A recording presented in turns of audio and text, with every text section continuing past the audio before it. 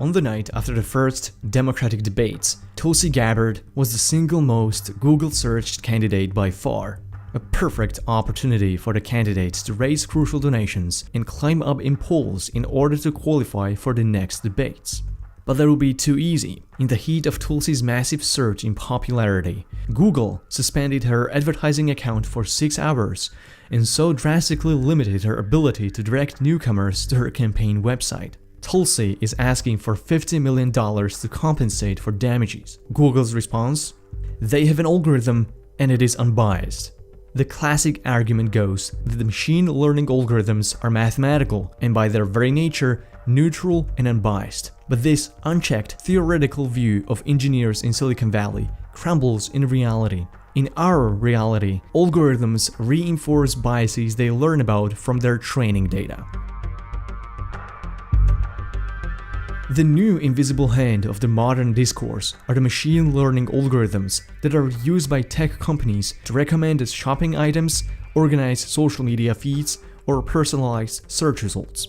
These algorithms start off with a small set of very simple instructions, and programmers then feed them pools of data to learn from on their own. Machine learning algorithms are good at navigating complexity, much more efficiently than humans.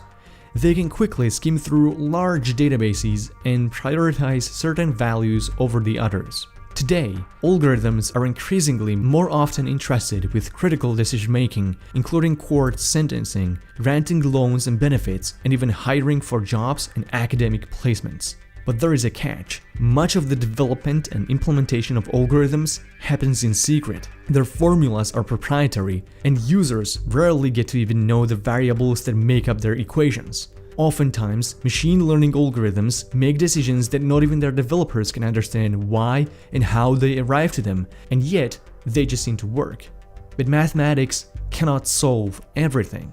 The result of machine learning algorithms is solipsistic homogeneity, a process of finding associations, grouping data into categories, and creating structures of sameness. The training data is always paramount to any algorithm. If social or political biases exist within that data, the algorithm is most likely going to incorporate them.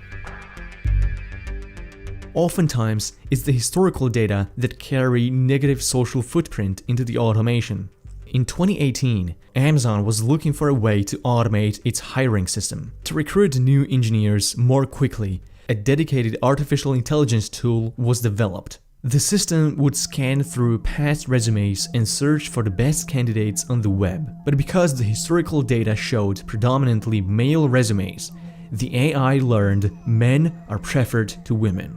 The algorithm automatically downgraded all CVs with the term women's or candidates attending women-only schools.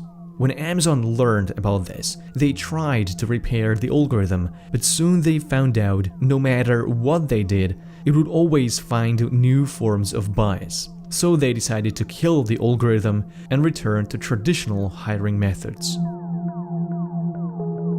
Similar to Amazon's hiring AI, Google's advertising algorithm also mirrored cultural biases of historical data. A study found that the system shows ads for high-income jobs to men disproportionately more often than it does to women.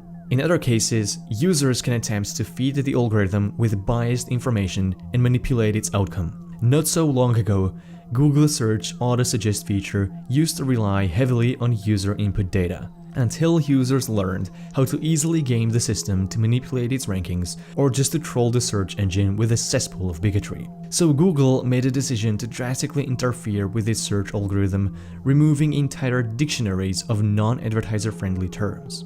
Artificial intelligence is also used to predict criminal behavior that judges rely on to determine their sentencing. But not even this realm is immune to algorithmic biases.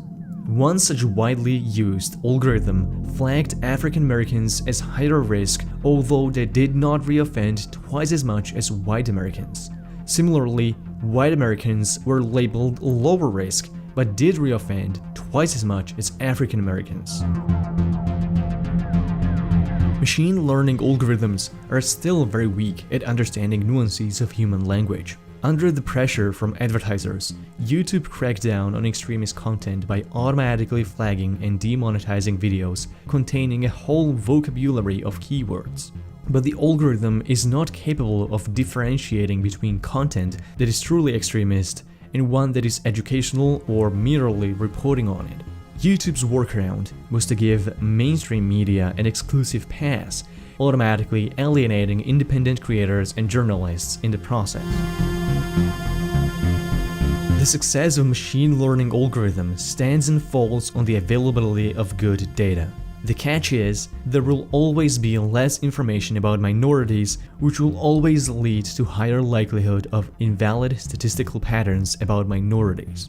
A perfect manifestation of this reality is Amazon's facial recognition tool that misidentified women from men 19% of the time and brown and black women from men up to a third of the time.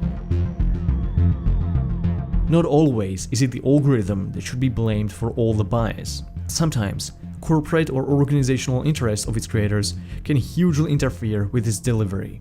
As Google grew to become a dominant search engine worldwide, it slowly began offering more and more services that directly competed with the market of providers that relied on Google search to reach their customers. When the company launched Google Finance, it began prioritizing it over the organic search results for relevant keywords, even though Yahoo Finance claimed the title of being most popular among users.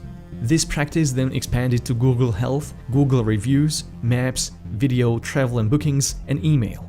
Prioritizing its own products allowed Google to steal up to 34% of the search traffic. Now that percentage is even higher, as Google Search offers Instant Answers feature and a wider range of Google products that make users stay on Google longer and thus generate more ad revenue for the company. This is not a critique of whether Google should be allowed to push its own products as a private company. Rather, it's to show yet another vector for bias to sneak into the algorithm and show that its search engine is not as neutral as Google would have you believe.